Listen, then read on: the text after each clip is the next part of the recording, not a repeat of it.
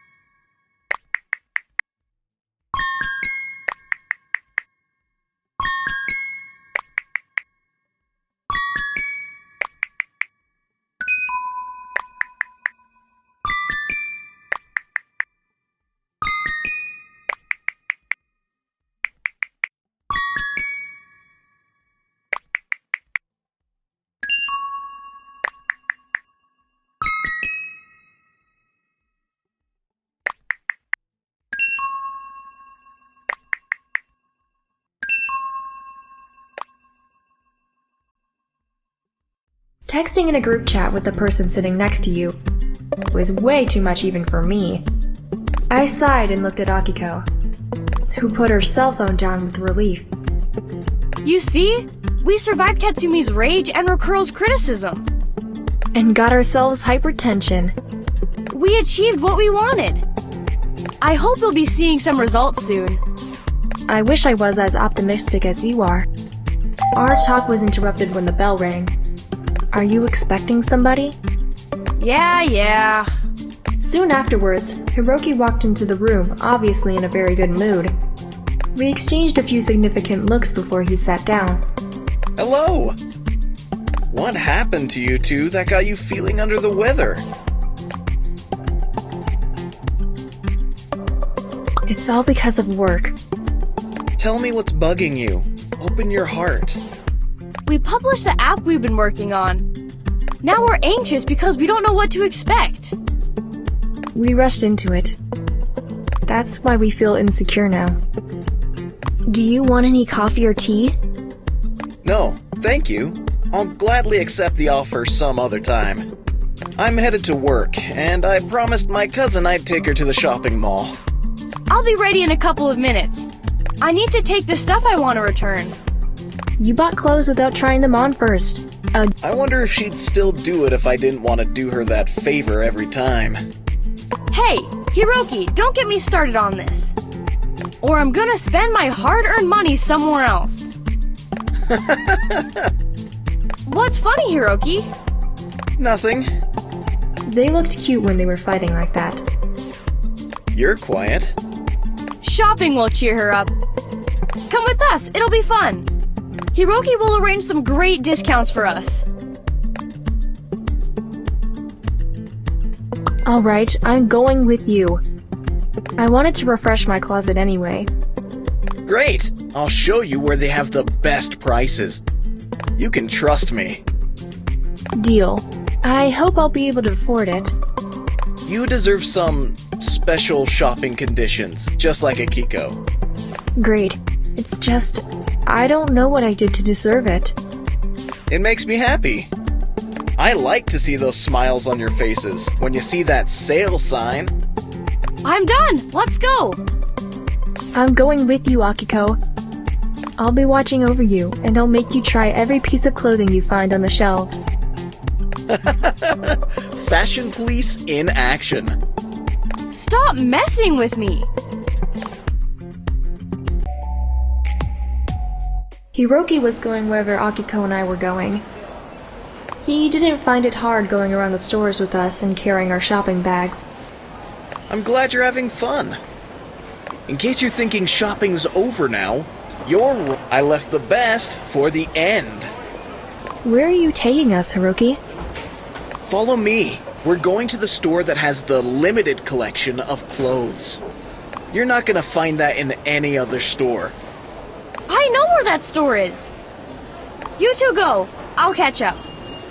I need to go back and buy that dress I was having second thoughts about. Did you try it on? No, that's why I'm having second thoughts now. You'll never learn.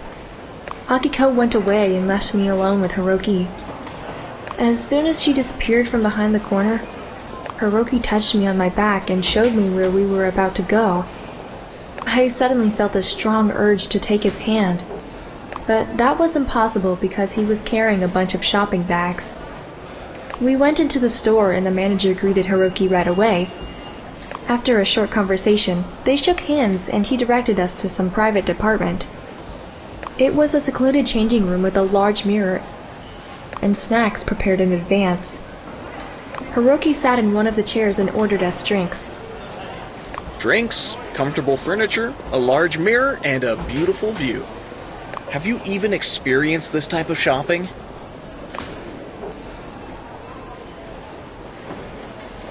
No, I've never been in a private changing room.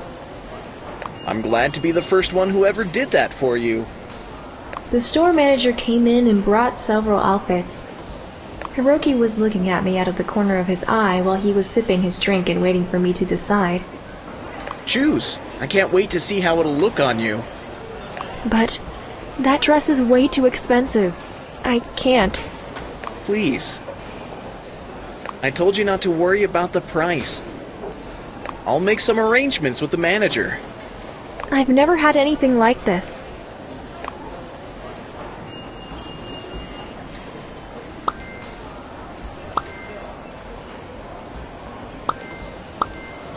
The dress is so elegant and suits my body perfectly. The fabric is outstanding. I knew it would fit you like a glove. You're so beautiful. You deserve to be on the cover of a magazine. Me? On a cover of a magazine? No way. Don't underestimate yourself. He approached me from behind while I was looking at myself in the mirror and fixed my hair. However, our moment was ruined by the manager who then suddenly appeared. Hiroki looked daggers at him and he immediately backed off. Excuse me for a moment. I'll be waiting in front. I took my things and went out of the changing room. Hiroki looked dead serious, but as soon as I talked to him, the smile on his face was back again. Where could Akiko be? Here she is, at 10 o'clock. She's talking with Katsumi and Rakuro. They haven't spotted us yet. Oh.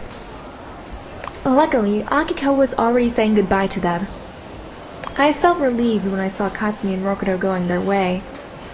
Probably to play some basketball. Oh guys, there you are! I got held up. Sorry I kept you waiting. I expected you'd invite Katsumi and Rakuro to join us. You didn't tell them you were here with Hiroki and me? I didn't! Silly me! I forgot about you guys as soon as I saw the sale sign on the window. I looked at Hiroki and saw the expression of relief on his face. We shared the same feeling. I don't want to keep you any longer. Hiroki, I know you have to get back to work. You and I are so inconsiderate, Akiko. Don't worry, everything's fine. I have flexible work hours. Akiko, I can wait for you in the cafe if you need a ride home. Oh no, there's no need for that. I'll have to drop by the college later. While Akiko and Hiroki were making arrangements, my eyes were wandering around the shopping mall looking for Katsumi and Rokudo. I was hoping we'd be able to avoid this kind of encounter, at least for a while. I walked alongside Hiroki and couldn't wait to leave the shopping mall. I'd go just about anywhere so I wouldn't have to face anybody right now.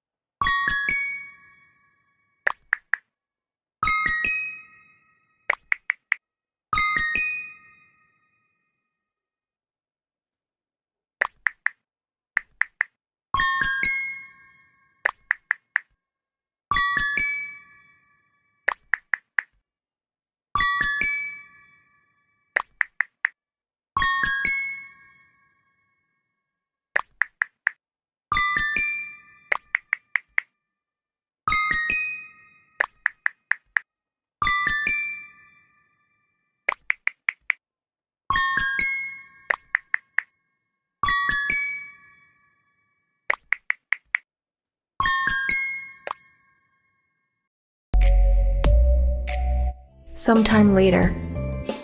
There wasn't a better way to end the day, but in a cheerful company, listening to some nice music. Even though my mom used to tell me, if you are relaxed and at peace with yourself, you're on the right track. That was why the cat cafe became our sanctuary, and a place where we could say anything that was troubling us. I know how to make him smile.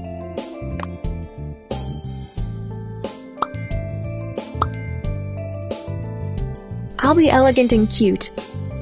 I entered the cafe and saw him sitting in the far end of the room, with his back against the wall, trying to make some kittens come closer. He couldn't do it. Hello, kitty. The kittens don't want your company because you're so down. Not anymore. You're here to bring some light into this room. I think I'm falling for you over and over again. Aw, you're so sweet. I can't stop smiling. I keep thinking about you approaching me in that dress, gracefully, like a cat. He got up and drew a chair nearer so I could sit down. We spent the first 10 minutes just looking at each other, drinking our hot chocolate in silence. For something like that to happen at the cat cafe, we needed fast reflexes and a lot of patience. Next time, remind me to order something that doesn't leave stains. These kittens don't get tired at all. You're having fun, that's important. You seemed kinda down. Hey, I'm allowed to space out sometimes. Lately, I've been thinking about the future, and how decisions we make now can have an impact on our lives later.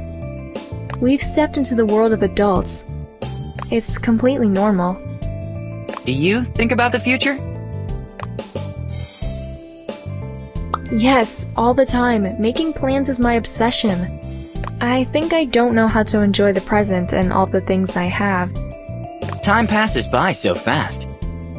One day, you'll look back on what you've done. You'll regret all the things you've missed.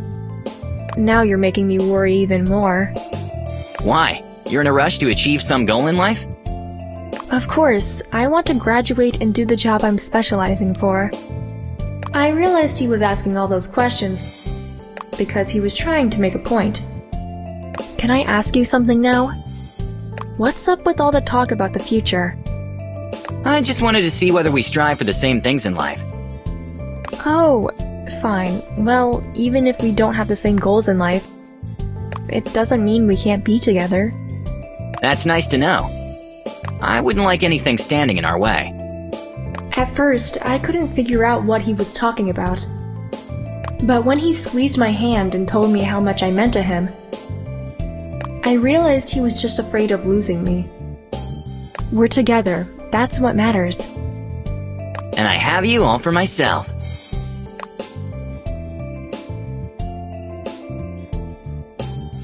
Yes, 1,000,000 times yes.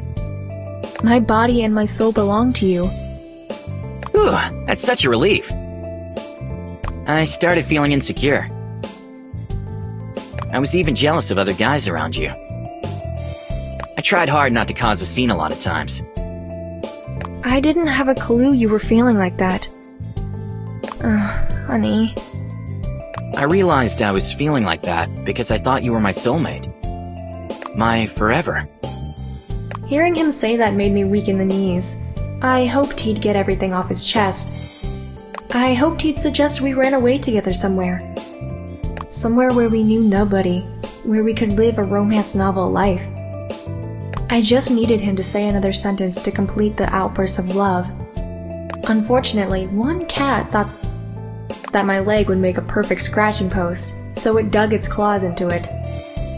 Oh no, not now! I'll ruin this romantic moment if I scream.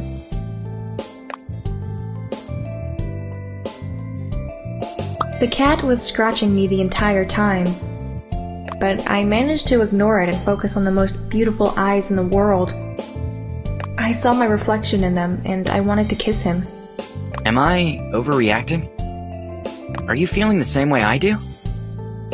I am. He didn't let me finish the sentence. He put his hands on the back of my neck and drew me closer. The kiss was passionate and emotional. I gave in and wrapped my hands around his neck. I forgot where we were. I didn't. One of the cats is constantly messing with my leg and trying to get me to notice it. He leaned down and tried to make the cat go away. However, it was persistent in its intention to climb up my leg. Shoo, kitty! This is my girl! It's gone now. It understood you.